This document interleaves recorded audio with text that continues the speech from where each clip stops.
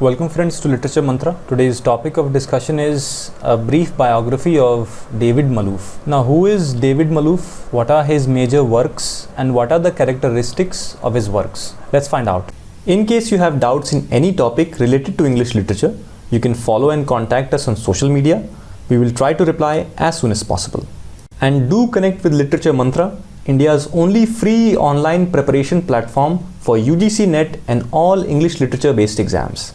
Now, David Malouf is an Australian writer of Lebanese and English descent. Most of his life he has spent in Australia as well as Italy. He started his career as an academic or a teacher, but later on he started to focus completely on writing. He has also won multiple awards and he was also shortlisted for the Booker Prize. Now, his first major work was Jono, which was published in 1975. Then another important work of his is An Imaginary Life, which came in 1978, then Wild Lemons in 1980, then The Great War 1990, then his most famous book Remembering Babylon. This is the book for which he was shortlisted for Booker Prize. And then Revolving Days came in 2008. So these are some of the important works of David Malouf. Now, what are the general characteristics of his works? Malouf has spent most of his time traveling between Australia and Europe, particularly Italy. And generally his works, his writings reflect his ethnic background as well as his childhood and also his youth, which was spent in Queensland in Australia. Queensland is a state in Australia, just as we have states in India, Madhya Pradesh, Uttar Pradesh and so on. Now, in addition to reflecting his ethnic background, he is also known for his exploration of Australia's history and national identity. Malouf is a very prolific writer. His themes are quite varied and wide. So it might not be possible to categorize all his works under one single category. But briefly, let's talk about some of his works. His novel An Imaginary Life is a fictionalized account of the ancient Roman poet Ovid's life in exile in Tomis in the 8th AD. Broadly, it is a story about Ovid in exile, but the novel is also about the transforming power of the imagination, and it has been called a post-colonial meditation and considered a criticism of civilization itself. Then Malouf's first novel was the autobiographical Jono, which came in 1975. This is set in Brisbane during the